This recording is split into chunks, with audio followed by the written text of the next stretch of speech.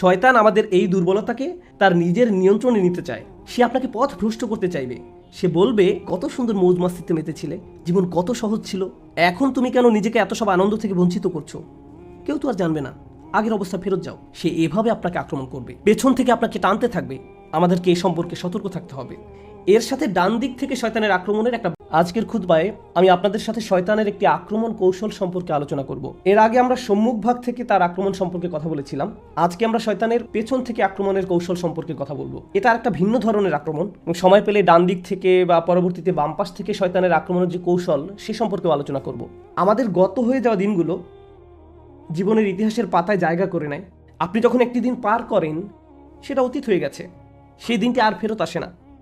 তাই শয়তানের এই আক্রমণ কৌশল উপলব্ধি করার সবচেয়ে কার্যকর উপায় হলো আমাদের অতীতকে আমাদের বিরুদ্ধে ব্যবহার করা হয়। আপনার জীবনের যে ঘটনাগুলো আপনি পার করে গেছেন, যেগুলোর বাস্তব অভিজ্ঞতা লাভ আপনি করেছেন, যে খারাপ সময়ের মাঝ দিয়ে আপনি জীবন অতিবাহিত করেছেন, শয়তান সেই অভিজ্ঞতাগুলো সুকৌশলে আপনার বিরুদ্ধে ব্যবহার করবে। কারণ মনোবিজ্ঞানের দৃষ্টিকোণ থেকে বলতে গেলে আমরা নিজেরা আমাদের জীবনের অভিজ্ঞতাগুলোর একটা সমষ্টি মাত্র। অতীত জীবনের ঘটনাগুলো বিভিন্নভাবে আমাদেরকে প্রভাবিত করে। জীবনের এই অভিজ্ঞতাগুলো আমাদের চিন্তাভাবনা, আমাদের আবেগ, অনুভূতি, এমনকি আমাদের ভবিষ্যৎ সিদ্ধান্তগুলোকেও নানাভাবে প্রভাবিত করে। যেমন কেউ যদি কখনো একটা অ্যাক্সিডেন্টের কবলে পড়ে, তাহলে দেখবেন তার ড্রাইভিং এর স্টাইল পরিবর্তিত হয়ে যায়।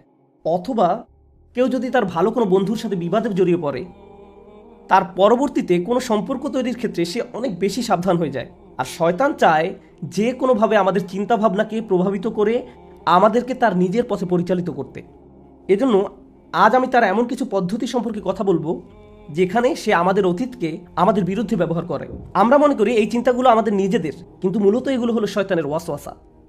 সে চায় আপনি অতীতে যে ভুলটি করেছেন তা যেন আপনি আবার করেন। সম্ভবত তার একটা কৌশল হলো, সে বলবে আপনি আগে অনেক ভালো মানুষ ছিলেন, নামাজ সম্পর্কে অনেক বেশি সাবধান থাকতেন, সম্ভবত হারাম বিষয় থেকে বিরত থাকতেন, আল্লাহ যা দিয়েছেন তা নিয়ে সন্তুষ্ট থাকতেন, আপনি আল্লাহর অবাধ্য হননি, ভালো মুসলিম ছিলেন। পেছনে তাকিয়ে দেখেন আপনি অনেক ভালো মুসলমান ছিলেন।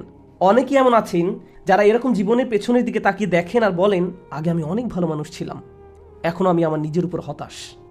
আগে আমি নামাজে দাঁড়িয়ে কাঁদতাম, কিন্তু এখন আমার মনে নেই আমি সর্বশেষ কবে কেঁদেছি। আগে আমি আল্লাহর সাথে এত বেশি কানেক্টেড ছিলাম যে সব সময় আল্লাহর কথা স্মরণ করতাম। বাড়িতে প্রবেশ করার সময়, বের হওয়ার সময়, অর্থাৎ প্রতিটি সুযোগেই আমি আল্লাহকে স্মরণ করতাম, অর্থাৎ প্রতিটি কাজেই আমি আল্লাহকে স্মরণ করতাম। আমি কথা বলার সময় অনেক বেশি নরম ছিলাম, কিন্তু আমি এখন গালিগালাজ করি, মানুষের বিরুদ্ধে খারাপ শব্দ উচ্চারণ করি, আমি মেজাজের ভারসাম্য হারিয়ে ফেলি, পরনিন্দা করি। এইসব খারাপ অভ্যাসগুলো আমার মাঝে তৈরি হয়েছে। আমি এমন ছিলাম না। নিজেকে অন্য কারোর সাথে তুলনা করা এক ব্যাপার, আবার নিজেকে নিজের পূর্বের অবস্থার সাথেও তুলনা করা যায়। শয়তান তখন আপনার মনে ওয়াসওয়াসা দেয়, সেই তুমি অনেক আগেই মরে গেছো, এখনকার তুমি আসল।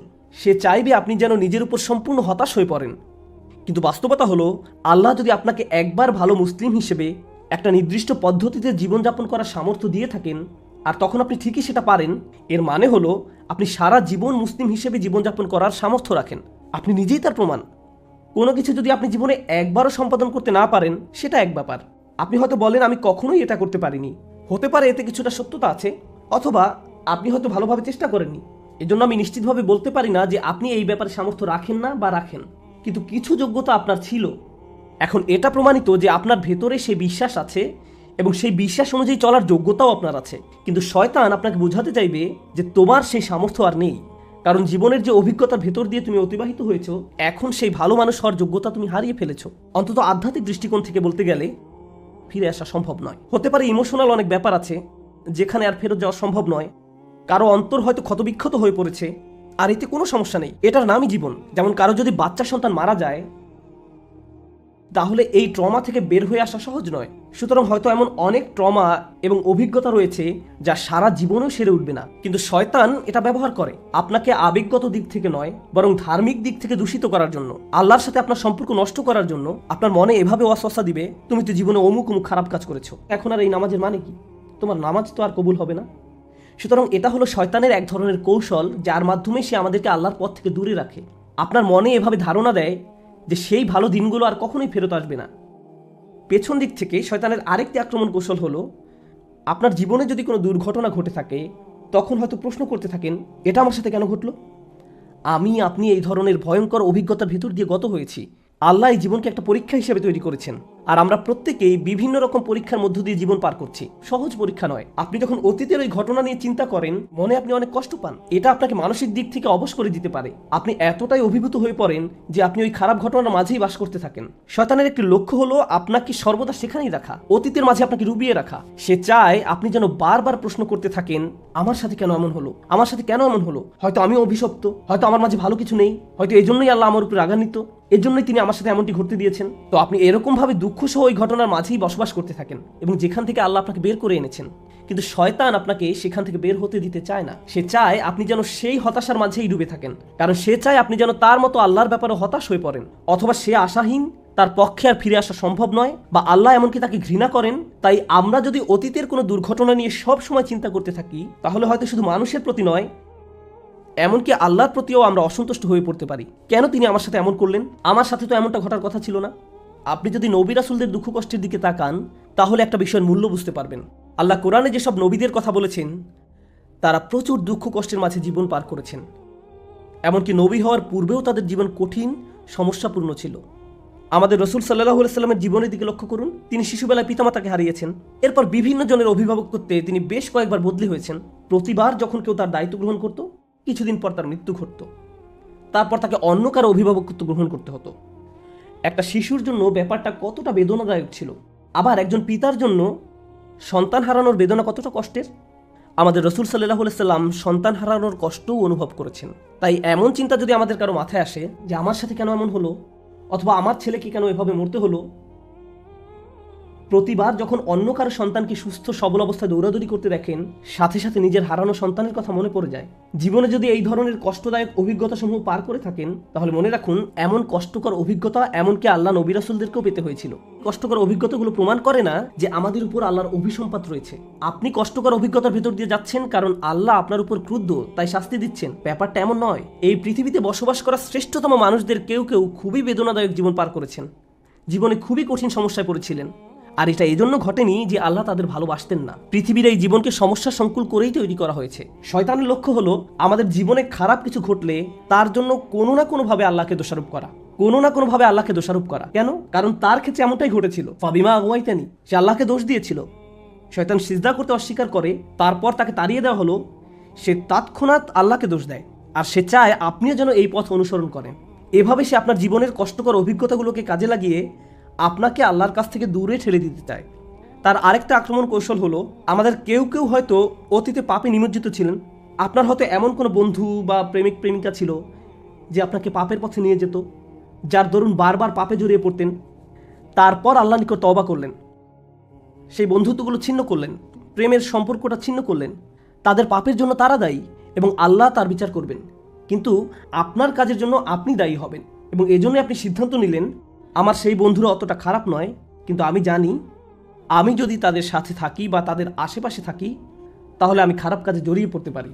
আপনি আপনার নিজের জীবনের দিকে তাকালে বুঝতে পারবেন এই মানুষগুলো কারা। আগে আপনার জীবনে হয়তো এমন মানুষ ছিল যারা আপনাকে পাপের পথে টেনে নিয়ে যেত, বুঝে হোক অথবা না বুঝে হোক। এমনকি হয়তো এটা তাদের দোষ নয়, এটা আপনার নিজের দুর্বলতা। আপনি ব্যাপারটা শনাক্ত করতে পারলেন, আমি যতবারই তাদের নিকট গিয়েছি ততবারই কোনো না কোনো পাপে জড়িয়েছি। এভাবে আর চলতে পারে না। এই জন্য নয় যে আমি তাদের ঘৃণা করি বা তাদের চেয়ে আমি উত্তম বা আমি তাদের কষ্ট দিতে চাই, এই জন্য নয়। বরং এর মূল কারণ হলো আমি নিজেকে রক্ষা করতে চাই, আমি এর থেকে নিজেকে বের করে নিতে চাই। শয়তান তখন আপনার মনে ওয়াসওয়াসা দিবে, হেই তুমি কি তোমার বন্ধুদেরকে মিস করো না, ওই আড্ডাটা মিস করো না, এই মজাটা মিস করো না। সে চাইবে আপনি যেন আগের মতো হয়ে যান, একেবারে আগের মতো। একইভাবে অনেকে আক্ষরিক অর্থেই ভয়ঙ্কর পাপ ছেড়ে দিয়েছিল। তারা মদ পান করা ছেড়েছে, ড্রাগ ছেড়েছে, জেনা ব্যভিচার ছেড়েছে, এরকম ভয়ঙ্কর ভয়ঙ্কর পাপ ছেড়েছে, দূরে সরে গিয়েছে। কখনো কখনো শয়তান এসে আপনাকে খোঁচা দিয়ে বলবে, এই তোমার তো এখন কঠিন সময় যাচ্ছে, আগের মতো হয়ে যাও। সব সময়ের জন্য না, আরে এই সপ্তাহটা তো তোমার জন্য অনেক কঠিন ছিল, এই মাসটা তো অনেক কঠিন ছিল, কিছু সময়ের জন্য আগের মতো হয়ে যাও। আর আপনি জানেন তখনকার ফিলিংসগুলো কেমন ছিল। আরবিতে একটা প্রবাদ আছে, নিষিদ্ধ সব কিছু আকর্ষণীয়। যদিও আমরা দিনের পথে ফিরে আসার পর অতীত পাপ নিয়ে সবসময় অনুশোচনা করি, সেই পাপগুলো আবার করার কথা চিন্তাও করতে পারি না এবং সেগুলোকে ঘৃণা করি, কিন্তু দিন শেষে আমরা সবাই মানুষ, আর মানুষের প্রবৃত্তির কামনা বাসনা থাকবে, এটাই স্বাভাবিক। শয়তান আমাদের এই দুর্বলতাকে তার নিজের নিয়ন্ত্রণে নিতে চায়। সে আপনাকে পথ ভ্রষ্ট করতে চাইবে। সে বলবে, কত সুন্দর মৌজ মাস্তিতে মেতেছিলে, জীবন কত সহজ ছিল, এখন তুমি কেন নিজেকে এত সব আনন্দ থেকে বঞ্চিত করছো? কেউ তো আর জানবে না, আগের অবস্থা ফেরত যাও। সে এভাবে আপনাকে আক্রমণ করবে, পেছন থেকে আপনাকে টানতে থাকবে। আমাদেরকে এই সম্পর্কে সতর্ক থাকতে হবে। এর সাথে ডান দিক থেকে শয়তানের আক্রমণের একটা ব্যাপার বোঝার চেষ্টা করুন। শয়তান প্রথমে আমাদেরকে সরাসরি পাপ করতে নাও বলতে পারে, এটা গুরুত্বপূর্ণ। শয়তান আমাদেরকে সরাসরি পাপ করতে নাও বলতে পারে। শয়তান চায় আমরা যেন প্রথম পদক্ষেপটা গ্রহণ করি। গন্তব্য যদি হয় 1000 মাইল দূরে, আর আপনি শুধু প্রথম পদক্ষেপটা গ্রহণ করছেন, আপনার কাছে মনে হবে না যে কোনো অগ্রগতি হলো, কোনো ক্ষতি আপনি অনুভব করবেন না। ধরুন 100 ফিট দূরে একটা আগুন জ্বলছে, এখন আগুনের দিকে এক পা এগুলো কি বেশি গরম লাগবে? না, আমি তো পুড়ে যাইনি, আমার খারাপ কিছু ঘটেনি, আমি তো পুড়ে যাইনি, এক পদক্ষেপে কোনো ক্ষতি হয়নি। এখন কেউ যদি এসে বলে, এই তুমি তো আগুনের দিকে এগিয়ে যাচ্ছ, তো কি হয়েছে, আমি কি আগুনে হাত দিয়েছি, এতে তো কোনো সমস্যা নেই। এভাবে শয়তান আপনাকে বোঝাবে এক কদমে কোনো সমস্যা নেই, তারপর আরেক কদম এগুতে বলবে, এরপর আরেক কদম, এরপর আরেক কদম, তারপর আরেক কদম। ঠিক এই কাজটাই সে আমাদের আদি পিতা আর মাতার সাথে করেছিল। জান্নাতের আয়তন হলো আকাশ এবং পৃথিবীর চেয়েও বেশি। عرضها السماوات والأرض। জান্নাতের রিয়েল এস্টেটের সাইজ আকাশ এবং পৃথিবীর চেয়েও বেশি, আকাশ এবং পৃথিবীর সমন্বিত সাইজের চেয়েও বেশি। জান্নাতকে জান্নাত বলা হয় কারণ আরবিত জান্নাহ অর্থ সবুজে ঢাকা বা গাছগাছালিতে ঢাকা। তাহলে গোটা জান্নাত অসংখ্য অগণিত গাছপালায় ঢাকা। এখন একবার চিন্তা করে দেখুন, কয়টি গাছ নিষিদ্ধ ছিল? মাত্র একটা গাছ। অসংখ্য অগণিত গাছের এক মহাবিশ্বে মাত্র একটি গাছ যেহেতু নিষিদ্ধ ছিল, এর থেকে দূরে থাকা তো সহজ হওয়ার কথা ছিল, সম্ভবত খুঁজেই পাওয়া কষ্টকর হওয়ার কথা, কারণ মাত্র একটা গাছ। ট্রিলিয়ন ট্রিলিয়ন গাছের মাঝে শয়তান তাদেরকে এক কদম করে, তারপর আরেক কদম, এরপর আরেক কদম করে এগিয়ে নিয়ে গেল। সে আপনার কাছে এসেই হারাম কাজ করতে বলবে না, সে কোনোভাবে হারাম কাজটাকে মোড়কে ঢেকে নিবে। ডান দিক থেকে শয়তানের আক্রমণ কৌশল নিয়েও কথা বলা হয়। শয়তান কিভাবে ডান দিক থেকে আক্রমণ করে? ডান পাশ সম্পর্কে যে বিষয়টি সবার আগে মনে রাখবেন তা হলো, আরবিতে ডান পাশ দ্বারা ভালো কাজ বোঝায়। কেউ যখন আপনাকে ডান হাত তথা ইয়ামিন প্রদান করে, এর মানে হলো সে আপনার নিকট অঙ্গীকার করছে বা শপথ করছে। কোনো চুক্তি করার পর মানুষ যখন পরস্পর হ্যান্ডশেক করে, তার মানে তারা চুক্তির সম্মান করবে। কোর্টে সাক্ষ্য দেওয়ার সময় আপনার সাক্ষ্য যে সত্য এবং বিশ্বাসযোগ্য তার ঘোষণা দিতে আপনি ডান হাত উঠিয়ে শপথ করেন। সুতরাং আরব সংস্কৃতি সহ পৃথিবীর বহু সংস্কৃতিতে ডান পাশ দ্বারা আভিজাত্য, ভালো কাজ, সঠিক নিয়মে কাজ সম্পাদন করা, যে কারণে আমরা আল্লাহর নিকট দোয়া করি কিয়ামতের দিন আমরা যেন ডান পাশের মানুষদের অন্তর্ভুক্ত হই, আসহাবুল ইয়ামিন, ডান পাশের মানুষ। সুতরাং ডান পাশ ভালোর সাথে সম্পর্কযুক্ত। একইভাবে আমরা জানি যে ফেরেশতা আমাদের ভালো কাজগুলো লিখে রাখেন ডান কাঁধের ফেরেশতা, সুতরাং ডান পাশ ভালোর সাথে সম্পর্কযুক্ত। এখন ব্যাপারটা তো তাহলে বোঝা যাচ্ছে না, শয়তান ডান পাশ থেকে আক্রমণ করতে চাচ্ছে। আপনি ভেবেছিলেন শয়তান খারাপ কাজের মাধ্যমে আক্রমণ করে, আল্লাহ তাআলা আমাদের বলছেন শয়তান ভালো কাজের দিক থেকেও আক্রমণ করে। এর মানে কি? সে বহু উপায়ে ডান পাশ থেকে আক্রমণ করে। আজকে আমি শুধু একটা উপায় নিয়ে আলোচনা করবো ইনশাআল্লাহ, আজ আর বেশি করবো না, কারণ আমি চাই আলোচনার কিছু কিছু ব্যাপার যেন আপনাদের মাথায় থাকে। আমি আপনাদের অনেক তথ্য দিতে পারি, কিন্তু আমি চাই সপ্তাহ জুড়ে ব্যাপারগুলো নিয়ে নিজে নিজে চিন্তা করুন। আমরা আশা করি এই খুতবা সিরিজে আমরা যখন সূরা আরাফের আয়াতগুলো নিয়ে আলোচনা চালিয়ে যাব, আমরা সচেতনভাবে এই বিষয়গুলো নিয়ে চিন্তা ভাবনা করব এবং উপলব্ধি করার চেষ্টা করব যে আমার জীবনে এগুলোর অর্থ কী।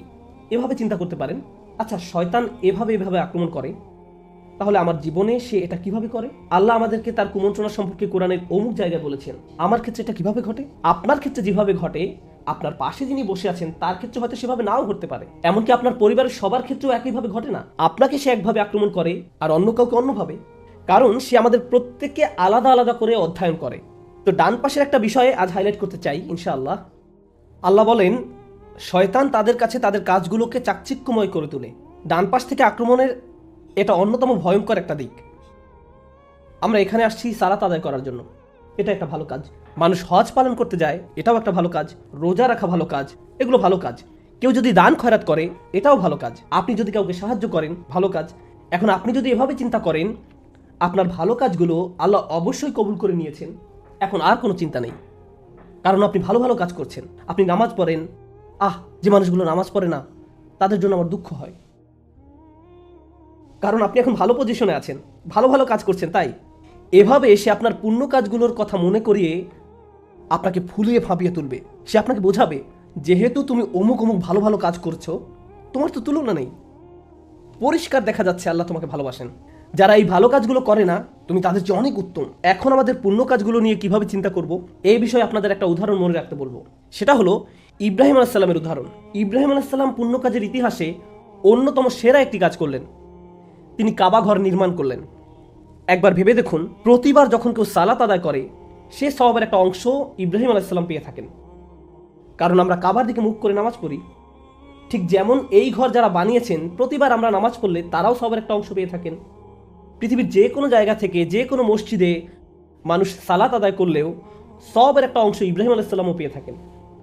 প্রতিবার কেউ নামাজ পড়লে সওয়াবের একটা অংশ ইব্রাহিম আলাইসাল্লামের নিকট চলে যায়। তিনি যখন তার ছেলেকে নিয়ে কাবা ঘর নির্মাণ করেন, এটা অসাধারণ এক সৎ কাজ। আপনি যদি এ ধরনের কোনো সৎ কাজ করতে পারতেন তাহলে মনে মনে কি ভাবতেন? আমি জান্নাতে যাওয়ার জন্য একেবারে প্রস্তুত। এই কাজ থেকে যে কমিশন পাওয়া যাবে তার কোনো তুলনা নেই। ইব্রাহিম আলাইহিসসালাম আল্লাহর কাছে কি দোয়া করেছিলেন? তিনি দোয়া করেছিলেন, রব্বানা তাকাব্বাল মিন্না ইন্নাকা আনতাস সামিউল আলিম। হে আমাদের রব, আমাদের নিকট থেকে কবুল করুন। মনে হয় যেন এই কাজটি যথেষ্ট কিনা তার ব্যাপারে তিনি আত্মবিশ্বাসী নন। হয়তো কোনো একটি ইটের টুকরা ঠিকভাবে ফিট হয়নি। আমার নিয়ত হয়তো যতটা নিখুঁত হওয়া দরকার ছিল ততটা নিখুঁত হয়নি। আমি হয়তো কাজ করার সময় একবার দুইবার অলস হয়ে পড়েছিলাম। এভাবে তিনি নিজেকে প্রশ্ন করতে থাকেন। তিনি এভাবে বলেননি, ইয়া আল্লাহ, আমাকে এই কাজের সুযোগ দেওয়ার জন্য আপনাকে ধন্যবাদ, এখন আমার আর কোনো চিন্তা নেই। এমন কিছু তার জন্য ছিল না। তিনি ভালো কাজ করার পর অলস হয়ে পড়েননি। তিনি উদ্বিগ্ন ছিলেন এবং আল্লাহর কাছে ভিক্ষা করেছেন, দয়া করে আমাদের কাছ থেকে গ্রহণ করুন। যখন আমি আর আপনি জুমার সালাত আদায় করি, সালাত শেষে আমরা কতটুকু নিশ্চিন্ত থাকতে পারি যে ফেরেশতারা এই সালাতকে নিখুঁত একটি সৎ কাজ হিসেবে আমাদের আমলনামায় লিখেছেন? নাকি আমাদের মন নামাজের সময় অন্য কোথাও হারিয়ে গিয়েছিল? নাকি নামাজ পড়ার সময় আমরা আরো 20-22 রকমের জিনিস নিয়ে চিন্তা করেছিলাম? সালাত আদায় করার সময় আমরা যে আরো কত কি করি, আমাদের নামাজ কতটা ত্রুটিপূর্ণ। এখন আমি আপনি যদি এভাবে চিন্তা করি, ভাই আজকে আমি জুমা পড়তে গিয়েছিলাম, আমি এমনকি আজানের আগেই মসজিদে গিয়ে হাজির হয়েছি, কি মনে হয় আপনার কাছে? আমার তো মনে হয় আমার জান্নাতের ভিআইপি টিকিট পাওয়া উচিত। সিরিয়াসলি একেবারে কাজের কাজ করে ফেলেছি। আমাদের মনোভাব এমন হতে পারবে না। রোজা বা হজ পালন করার পরেও এই ধরনের মনোভাব থাকতে পারবে না। অন্য ইবাদত বা অন্য যে কোনো ভালো কাজের ক্ষেত্রেও এটা সঠিক মনোভাব নয়। নিজের ভালো ভালো কাজগুলোর কথা বারবার স্মরণ করা যাবে না, বরং আল্লাহর কাছে করজোরে মিনতি করুন, তিনি যেন আমাদের পুণ্য কাজগুলোকে কবুল করে নেন। শয়তান আমাদের পেছন দিক থেকে যেসব আক্রমণ করে, আল্লাহ যেন আমাদেরকে সেগুলো থেকে রক্ষা করেন, এবং ডান দিক থেকে শয়তানের যেসব আক্রমণ আসে, আল্লাহ যেন আমাদেরকে সেসব আক্রমণ থেকেও রক্ষা করেন। বারাকাল্লাহু লি ওয়া লাকুম। আসসালামু আলাইকুম ওয়া রাহমাতুল্লাহ।